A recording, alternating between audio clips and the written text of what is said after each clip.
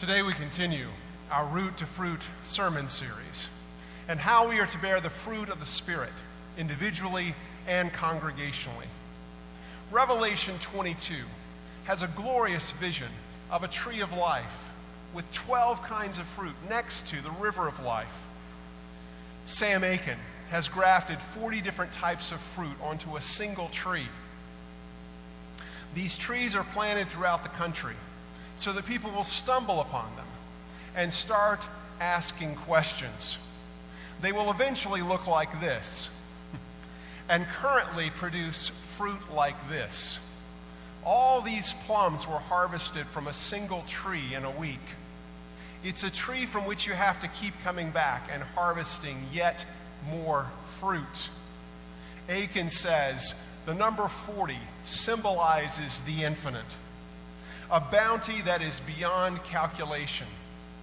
Like the tree of life in the Garden of Eden, these trees are a potential, the beginning of a narrative that transforms the site they are located in, of hopes that transform reality. Today, we'll look at the fruit of faithfulness on the tree of life. In order to cultivate the fruit of faithfulness, we first need to know how to identify it. Understanding this particular fruit's characteristics is essential to growing it. Otherwise, instead of a succulent fruit, we might end up with fragrant rutabagas.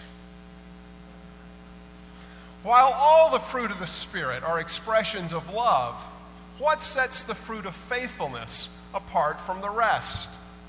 What does the fruit of faithfulness look like?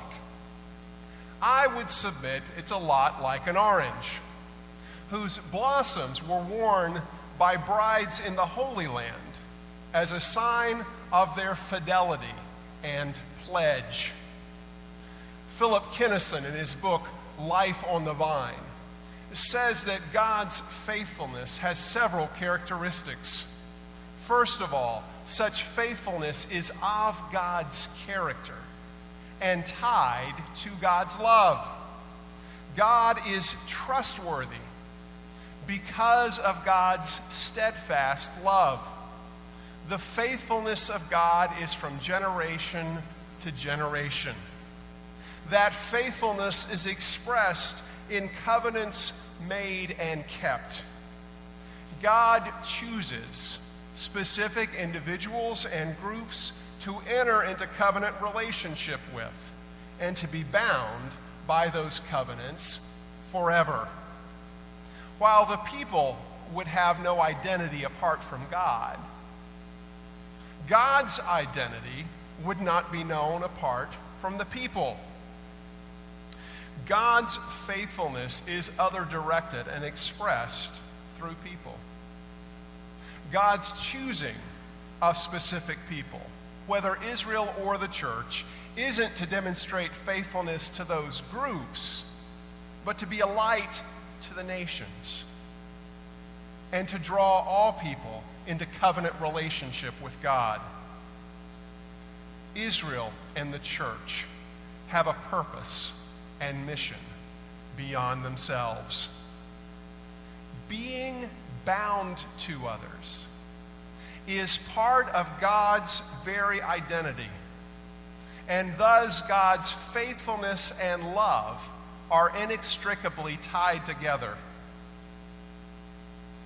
God's faithfulness isn't nullified by our faithlessness or lack of trust.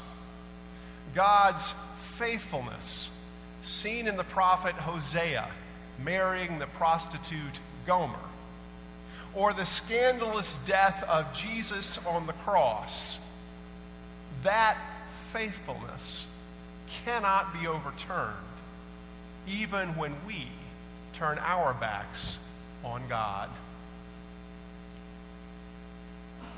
God remains faithful, because that is who God is. Despite us being Gomers, or sending Jesus to the cross, God never turns God's back on us. That's what makes this fruit of faithfulness distinct from any faithfulness our culture talks about. We now know what a succulent fruit our faithfulness is to be.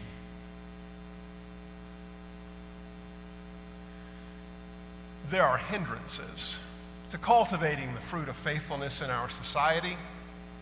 The growth of the fruit of faithfulness in our culture is challenging for a number of reasons. There are causes that constrict the flow of nourishment from the root and thereby diminish the fruit. Kennison lists these impediments under a culture of rapid change and instability. The pace of technological and social changes over the past century has been unprecedented and leads to impediments like nurturing ephemerality and disposability. Because advertising glorifies the new and improved, we become loyal to the transitory, deeply committed to being uncommitted. We flit from jobs, friends, spouses, churches, and hobbies in search of that missing ephemeral something. Our culture also values disposability. We have disposable plates, napkins, utensils, razors, diapers, and cameras. We tell ourselves they're convenient, that it's easier to throw them away than service them. Such items require no upkeep or servicing, just becoming landfill. Manufacturers don't make products that last because it's cheaper to buy a new washer than to get the old one repaired. This disposable mentality isn't limited to consumer products, however. We dispose of relationships when they've outlived their usefulness.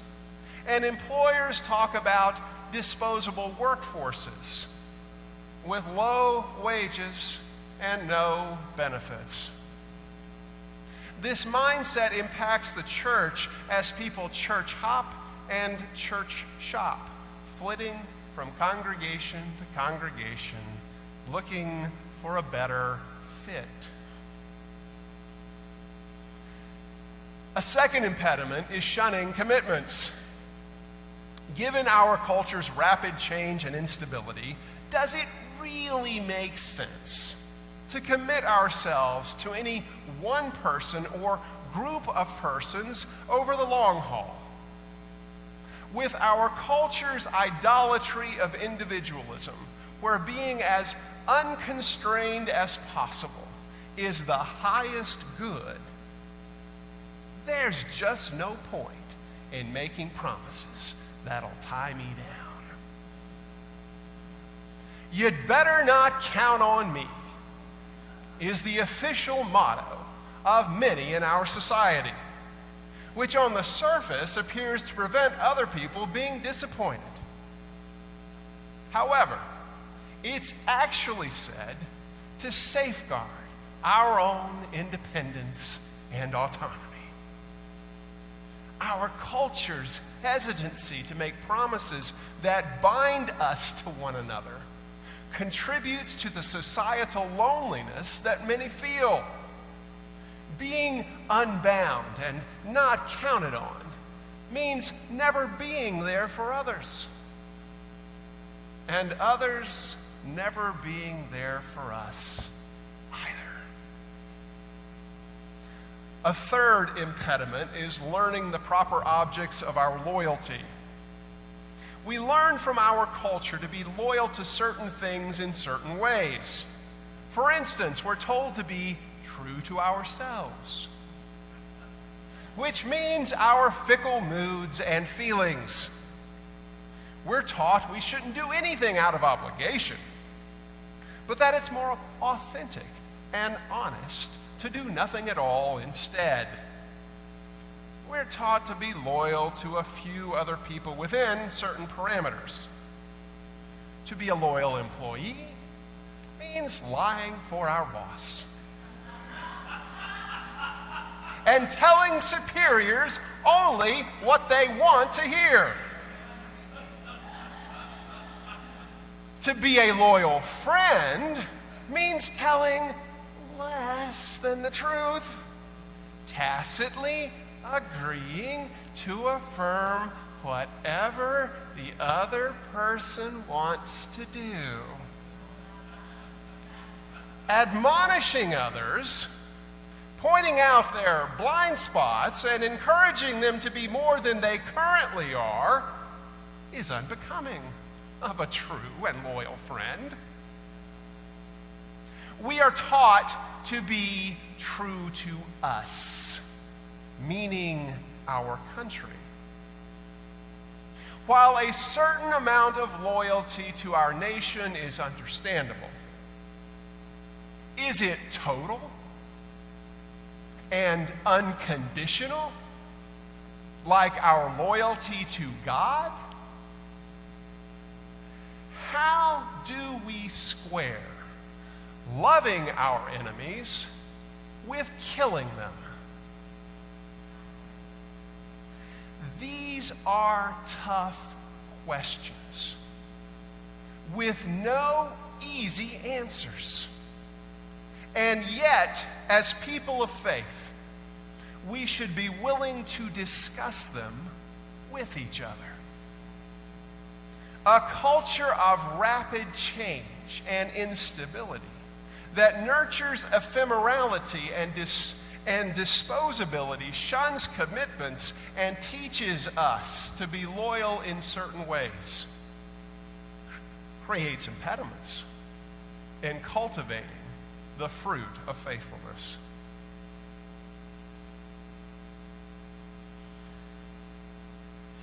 Knowing the distinctive characteristics of the fruit of faithfulness and the cultural impediments to cultivating it, what might we do? Given the vision of the tree of life and the succulent fruit of faithfulness ripening to be shared, how do we bring it to harvest with these social challenges? What are some resources to dilate the root to sweeten the fruit of faithfulness? Kennison offers several enhancements, one being celebrating God's abiding presence. When we gather in worship, we're reminded that in this simple act, that God is present where two or three are gathered. In that gathering, we immerse ourselves in stories of God and God's people. A major theme being God's remarkable faithfulness. While we celebrate those whose witness was faithful, we also remember those who were not. And despite their and our faithlessness, God remains faithful, always, with a love that will not let us go. Another enhancement is making and keeping promises. Because God is promise-making and promise-keeping, we are called to do the same, even if imperfectly, as a witness in our world. Christian marriage is one of the few practices where we make public promises to embody faithfulness. Our covenant pledges in marriage embody and remind others of God's faithfulness, recognizing that it's only because God's a participant in that marriage that we are able to be faithful. Because of God's faithfulness, we are able to pledge till death do us part. Loving and cherishing our spouse means being much less self-absorbed and more other-directed than we tend to be on our own. And in the process of doing so, we are transformed. Regardless of whether we make wedding vows or not, we are called to love and cherish our friends, embodying faithfulness with them too. A third enhancement is telling the truth.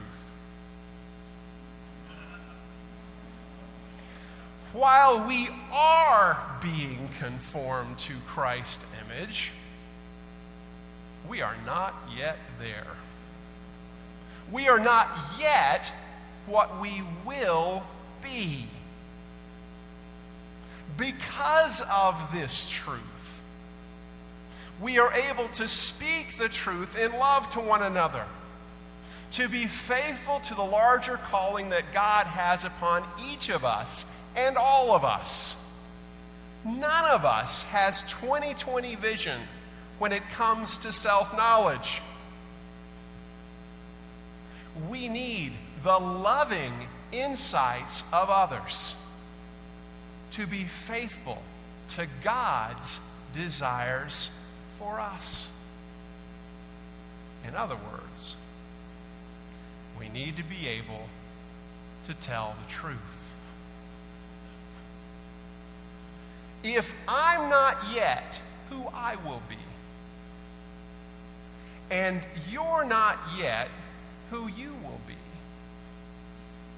and we're not yet who we will be, then we need a faithful community that won't walk away from each other when hard truths are spoken in love. Despite our socio-cultural impediments, when we celebrate God's abiding presence, make and keep promises, and tell the truth, we can help grow the fruit of faithfulness. As we consider the cultivation of the fruit of faithfulness in our individual and congregational life, Kennison poses some reflection questions. As we gaze upon the tree of life and the succulent fruit of faithfulness we are called to produce, he asks us to consider what being rooted in this particular culture means. List examples when we felt disposable, and how our culture encourages us to view others that way. When have we felt like an inconvenience or made others feel the same? List those we've made promises to in the last few months, and those we rely on whatever comes. Given these lists, consider our willingness to have our life bound to the lives of others. Have we hesitated to commit to others, to not wanting becoming involved and entangled in their lives, trying to keep our options open? Consider what our lives would be like and who we would be if the persons on those lists weren't in our life or us in theirs. Who are our faithful friends that tell us the truth? Has mobility caused us to pull back from deeper friendships?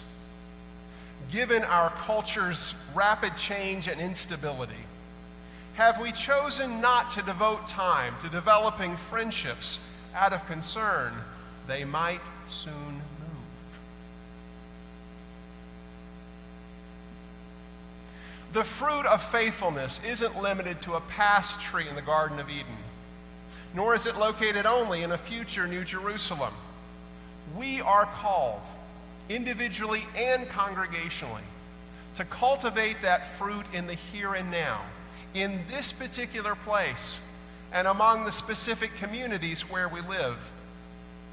Out of receiving God's steadfast faithfulness, we are then to graciously give to others that plentiful fruit that is both gift and task with those among and beyond us. God has provisioned this church, this ship, this ark of salvation and vessel of grace with plenty and more of faithfulness. Not just for us, but for friends, neighbors, strangers, and even enemies. Fruit of faithfulness from the tree of life, a tree from which we have to keep coming back and harvesting yet more fruit, a bounty beyond calculation. Like that tree of 40 fruit, we were planted here 27 years ago to begin raising questions within our community, beginning a narrative that transforms the site we are located in, of hopes that transform reality by sharing God's abundant faithfulness, fruit by fruit and week by week, until all taste and see that the Lord is good. Baskets of fragrant oranges, the fruit of faithfulness, more than enough for us and all the world. Thanks be to God. Amen.